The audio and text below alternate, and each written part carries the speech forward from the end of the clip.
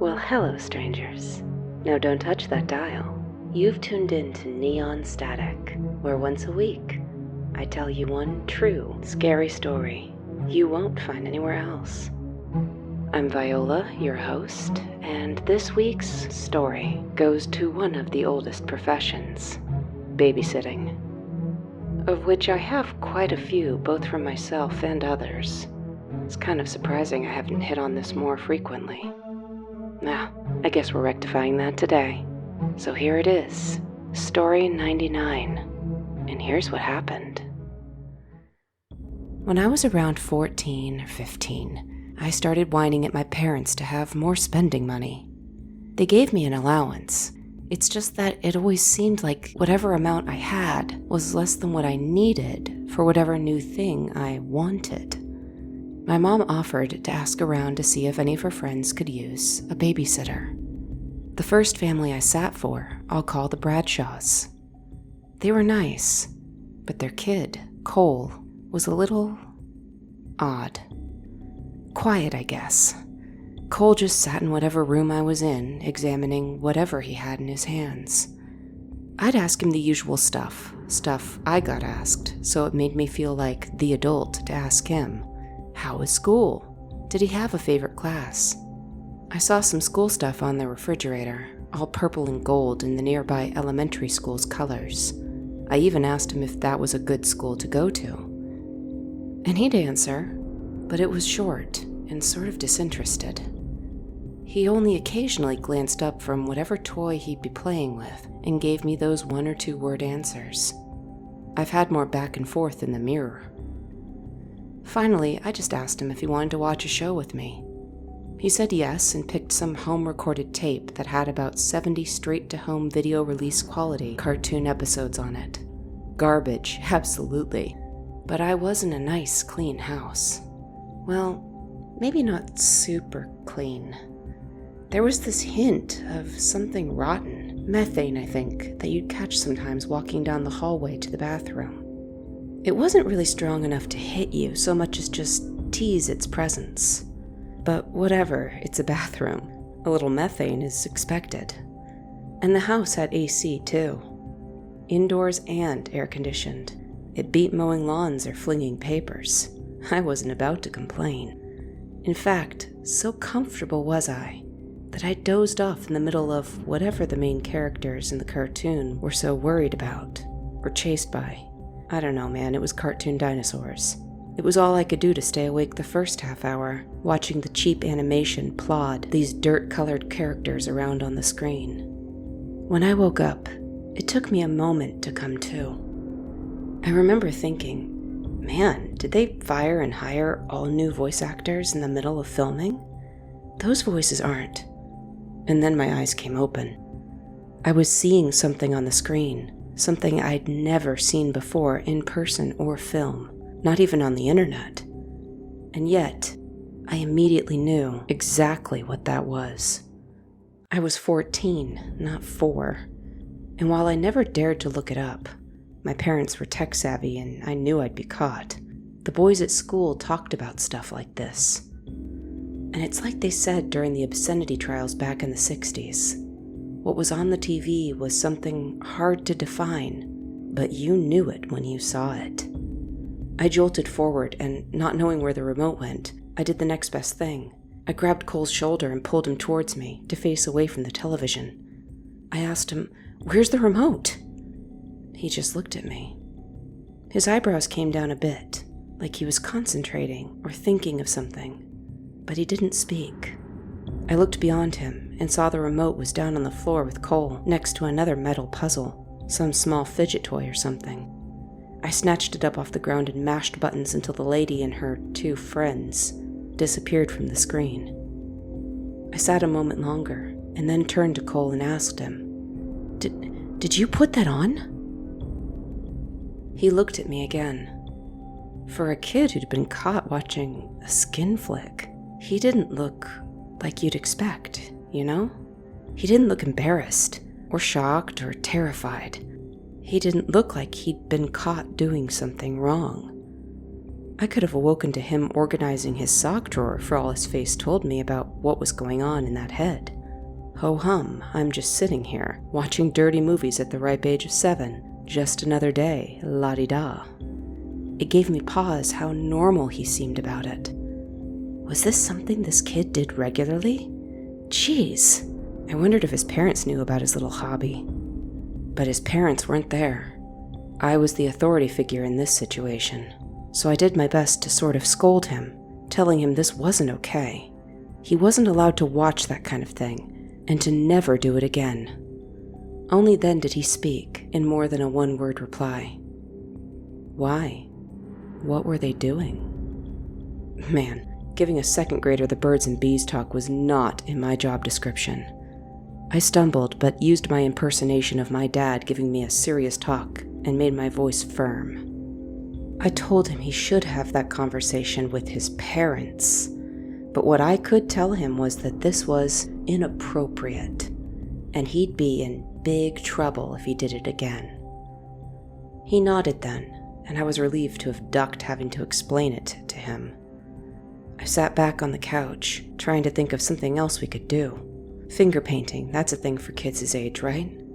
Just when I got up to assess the situation, see if he had them, I heard the only other full sentence he was going to give me that night. I'll be in big trouble if I get caught. What? I turned and looked at him, not sure if I should send him to bed early about this or what. But he wasn't looking at me. He was, again, playing with whatever puzzle he'd had on the floor with him, right back to being a normal-looking kid. It all made me incredibly uneasy, seeing how just nothing made this kid react. So what did I do? I chickened out. I just played it off like I hadn't heard his little remark. And Cole didn't bring it up again. He dutifully slopped finger paint around the paper I gave him. I played along with him, and on my paper I made a tree dotted with red apples. Cole made a mess. A budding artist, this kid was not. But it put time and space between us and the adult film he'd put on, and that was good enough for me. I thought about telling his parents about it when they returned home, but I didn't. For one, I was pretty sure that I'd get blamed for falling asleep. I mean, blame the dumb dinosaur movies. But when you tell a parent that their golden, sweet summer child did something wrong, chances are they're going to get defensive. And defensive towards their kid means offensive towards you. I didn't want to get in trouble myself. For another, both parents seemed kind of tense when they came back. Apparently, they'd had a flat tire that night, so their date didn't go as planned. The air between them was like there'd been a gas leak, and all it would take was one spark to set it off. I resolved to not be that spark. The dad drove me home, pressed a 20 into my hand when he stopped outside my house. I said thanks, and that was it. I didn't tell Cole's parents, and I didn't tell mine either. Cole wasn't the only one who'd be in big trouble for what I'd witnessed on their plasma TV. The next weekend, I had the Norrises. The Norrises had 3 kids for me to watch. I'm calling them Candace, Charlie, and Callie.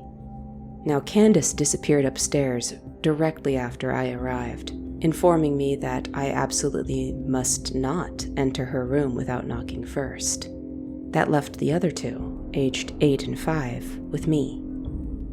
Remembering the success I'd had with finger painting the week prior, I asked Charlie and Callie if they wanted to do art. They were much more enthusiastic about it, returning from their rooms holding shoeboxes of markers and crayons like victory trophies. They insisted I draw too. I began the second in my series of uninspired apple trees, while Charlie drew some sort of big muscle action guy in a cape and pants, and Callie drew, well, I think it was a giraffe. Or an octopus. I don't know how to describe it without the words colorful and happy. Whatever it was, it had a big old smile.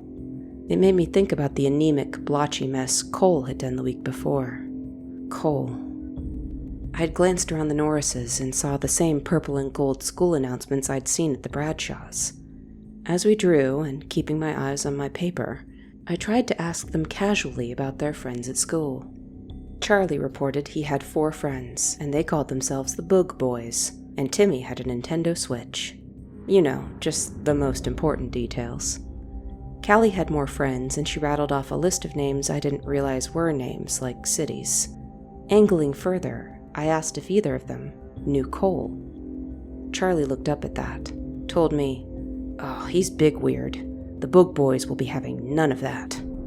With the matter settled, he decisively drew a hot dog on top of, the muscle man's outstretched hand.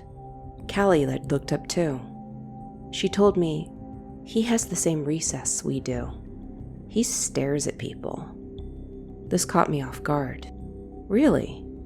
Well, it seems that he's always looking at his puzzles when I see him." Charlie leveled a gaze of narrow-eyed suspicion at me. "Is he your friend?" I assured him that, no, I knew him from sitting, or his parents. Charlie seemed to chew on this, find it acceptable, and go back to his drawing. Now the muscle man needed an umbrella, it appeared. But of course, what goes better with a hot dog than an umbrella? "He's not allowed to have the puzzles at school anymore." I nearly missed Callie's thin, high-pitched voice. I turned to her and asked her why, but Charlie butted in and told me. Apparently, after Cole had hucked a metal fidget spinner, one shaped like a revolver's barrel, little stubs for bullets and all, at a kid's head, well, he'd been sent to the principal's office. It had raised a big old goosebump on the kid's head, too. Word at school was, when the principal asked him why he'd done it, was he fighting with the other little boy, anything like that, he'd said no. He didn't know why he'd done it. Hence, no more puzzles at school for Cole and his non-existent impulse control. What a weird story. I felt weird hearing it, and it appeared to be infectious. The kids' faces had lost their delight at drawing, and now just seemed to be dragging crayons across the paper in front of them, like a kid rearranging a hated vegetable on his plate. I stood back up and insisted we play a different game. Candace had wandered downstairs, but once I began to explain the game, a take on hide-and-seek called flashlight tag, it wasn't long before all of them were darting around furniture, cackling and giggling, avoiding my flashlight beam. They were happy, and it was easy for me to put the whole thing out of my head. Until the next night. Saturday, my 3rd planned babysit. This was for another boy called Avery. When I arrived, the mom told me her sister had had some sort of house repair emergency. She'd dropped the kid's cousin off with them and asked if I would watch both, insisting they would pay me double for it. Well, $40 for 4 hours sounded pretty good to me, so I said sure. She led me into the den where the boys were sprawled playing video games. I saw Avery first, and then, next to him, there was Cole. Man, did I dread seeing him again. He glanced up at me. His eyes reacted as much as if he'd seen a piece of trash being pushed along by the wind, and then he went right back to the video game. Well, fine by me. I didn't want his oily little gaze on me either. I paid attention to Avery, now feeling more and more practiced at asking him how he was.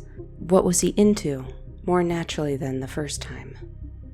And Avery spoke more naturally. He had the same sort of answers Charlie had for his favorite class, his friends at school. Cole, all the while, just sat next to him, occasionally twitching as he played the video game. I sat down on the floor next to Avery. I could have sat on the couch behind him, but that would have put me closer to Cole, and now that I knew he could be unpredictable, well, the controller in his hands was one of the original Xbox ones, massive and chunky. I didn't want to be wearing it as a hat. The boys played a few more rounds of whatever the game was before, feeling obligated to expand their little minds, I insisted we do something creative. Avery had colored pencils, and I liberated some paper from the family printer for us to draw on. Cole, again, began making another entry in his amorphous blob period. This time, though, he was really pressing down hard enough to, and the pencil snapped, broke clean in two in his hands. With a cry, Avery snatched them away, calling him a jerk. I agreed with Avery, but I knew I couldn't call the kid names too. So I instead told him to follow me, back out to the entryway so I could tell him off like my dad would do when I messed up, leaving Avery to see if he could recover his pencil with creative sharpening. I told Cole he shouldn't break other people's stuff, but that's about as far as I got before the kid's face tilted up into mine, and he interrupted. If you're already in big trouble, how much bigger can it get? Will they kill me? I was stunned. What? I searched for the right response. Hell, any response to that. Finally settling on, what do you mean, big trouble? But Cole had apparently decided he was done speaking with me that day. He just stared back at me. The whole thing made me feel incredibly nervous, like I should go check on Avery's family pet or something. It had sounded a bit like a threat, and as with the sex ed talks, no way was I prepared to take that on. All I knew at that moment is that the kid wasn't being a pill when they were playing video games. I walked Cole back into the den and asked Avery if he had any other games he wanted to show me. If he was still upset about the broken art supplies, he wouldn't know it. He bounded over to the TV, excitedly telling me all about some other game. I wish I remember what it was, but when I think back, I don't. The only thing I remember is sitting on their old leather couch, the armrests dark and shiny from years of use. From where I sat, I could see the TV and the back of Avery and Cole's heads. Avery was moving, bouncing as he sat, guiding his robot guy around the map, lighting things up. Cole, on the other hand, could have been a mannequin in a raglan sleeve shirt, kid size 6T. Seeing him compared right up against another kid his age did no favors to the sense that there was something ticking away in that perfectly still head, and it was offbeat. I would have let them play games until the parents came home, keeping Avery's stuff safe certainly, and Cole's dark, considering eyes off of me. But I didn't have to. Avery's mom and dad called about an hour before they were supposed to be home. His mom sounded fraught. I couldn't see her. I could only hear her voice and what I assumed to be the kitchen at the restaurant as she was using their house phone. It made the call sound like she was on some reality cooking show, all stressed out, some big celebrity chef calling her creative insults for making her risotto too watery. She told me that Avery's cousin's parents, the Bradshaws, would be coming by to collect Cole. It was happy news for me, but her tone, it worried me. What was it Cole had said? If you're already in big trouble. I pressed her, both sickly fascinated and repulsively not wanting to know if everything was okay. Was anyone hurt? She said no, then paused long enough for me to hear someone in the kitchen start laughing their head off. A deep breath from her end of the line. Then she told me she and Avery's dad would be home early as well. Said something under her breath about how she guessed they'd both lost their appetites. None of this filled me with relief. Something had happened. Something bad? Or wrong? And I didn't know what, but I knew the likely suspect was 10 feet away, just simmering like a pressure cooker. The dread I felt when she hung up. I wanted her to stay on the line, suddenly wanting an actual adult instead of playing like I was one for pocket money. It made my mouth taste stale. It's a taste I can remember even now. Stale and too spitty, the way your mouth waters when you're about to hurl. And for a moment, I had that sort of sudden, dizzy feeling, that spacey one that you get when you've run too fast, haven't breathed enough, and are feeling faint. The hair on the back of my neck stood straight up, and I just knew. Even before I turned around, I knew. I plunked the phone back into the cradle, turned and nearly jumped out of my skin. Cole had crept up behind me, and with those flat black eyes, he was studying me. I asked him something like, what was he doing? He regarded me a long moment, another image fixed in my head even now. All he said was, "They're coming. Aren't they?" I guessed he meant his parents. I said, yep, both sets were coming home early. He didn't seem surprised, or angry, or scared. Just thoughtful. And while I didn't want the answer, I had to ask. I asked Cole if he'd done something bad. Cole's eyes refocused, becoming sharp and old-looking. The face was a boy's face, pinched and still having that doughy look kids do until their true features, cheekbones and stuff, bear out. But the eyes looked like the eyes in old war photos, dark, weary, and flat matte from being a printed photo in a textbook. His eyes were locked into mine now, and I regretted tipping over the rock this awareness had been hiding. And Cole said, "Yeah, lots of things." That was an answer that told me nothing, and yet, way more than I wanted. I broke eye contact, looking beyond him to Avery. Avery was still playing his video game, unaware of the tension brewing in this kitchen and a restaurant kitchen across town, twin batches of bad soup boiling. I told Avery that his parents were coming home, to put aside the games and get ready for bed. He pouted, but was already up and moving to turn off the console. I sucked in a breath and walked to him, past Cole, like I was trying not to breathe in some toxicity coming off this kid. I made sure Avery got his PJs on and got ready for bed before we came back to the den. When we returned, Cole was exactly where I'd left him. Avery plopped onto the couch and I joined him there, passing the time by letting him prattle on about the other video games he had. Cole's parents beat Avery's to the house. I saw the look of recognition when I opened the door to Cole's dad, but then he looked away, like he was embarrassed. Still, he said something like hello to me before busying himself with fetching his son. He stopped, turned to me, and started to say something like, "Thanks for being a good sport about the surprise extra kid." But then his eyebrows furrowed, created an 11 between them, and he abandoned whatever it was he was going to say and turned away. I watched them walk down the drive. Avery's parents came by a little later. The sense of relief I saw in their eyes was something I could have mistaken for, "Oh good, the house is still standing." But given the night's unsettling events, I think it was more relief that Avery's little cousin was already gone. Avery's mom drove me back to my house. We listened to some radio station that had static at the edges. I was content with what I knew. Kid bad news, kid bad trouble. Start declining this gig. Avery's mom was quiet, but thinking so hard I could almost hear it. There was something in that pressure, in that car, that was making me feel awful, scared even. I blurted out, asking if they'd had a good night. Tried to have that sort of small talk adults have about, "Oh, I hear that restaurant is so good," to cut some of the tension, or at least deflate it. She startled, said yes, sort of nervously laughed-breathed, and I gave up. We didn't speak again until she pulled up to my house. I had my hand on the handle and was ready to eject myself from the whole thing, blissfully ignorant of whatever had occurred. But she turned, looking into my eyes, and asked, Was Avery alone with... I guessed what she was saying. No, never.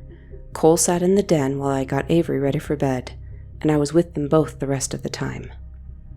She looked relieved, and then sad. She pulled out her wallet and took out 2 tens, then paused, dug around, and added a 20 to the stack before handing it over. "We won't ask you to watch Cole again." I told her it was fine, said thank you, and got out of the car. I should have been elated. $40 for a little under 3 hours was unreal, but that night was so strange and so off-putting, even the money couldn't save it. I asked my mom if she knew anything about the Bradshaws. Either they weren't close enough to her to know the truth, or she didn't want to tell me. What little of the story I ended up getting, I got from the Norris kids. Charlie and Candace were all too happy to share that Cole had been pulled from school. The rumor was he'd been stuffing, what was it he'd said? Lots of things. Into the toilet and flushing them. I guess he'd cut up some of the things to make them fit, but eventually the toilet backed up. It explained the faint must of methane I'd smelled, I guess. When the repairman cracked her open, he'd made the grisly discovery. Birds, mice, a pair of hamsters Cole had gotten as pets and then reported missing. and some of his mom's clothes. And that's it. That's all I know, and by now I'd have to assume people wouldn't remember. I mean, kids are weird. I sat for the Norrises for years after, and while I never got the creepy crawlies from them, I did watch Charlie try to inhale pixie sticks like some tiny deviant in training. He sneezed sour apple green and reported it burned, but was sweet. Like I said, kids are weird. I don't ask because I'm sure it wouldn't stick out for someone to remember 20 years later. Oh hell. Or I can be honest, I guess, and admit I don't ask because they would remember. Cole was a different brand of weird, and I'm afraid if I do ask, they will remember and they will tell me more than I even know now, because it was worse than I ever knew or guessed it to be. Lots of things, he'd said. Well, I knew about one. That was more than enough.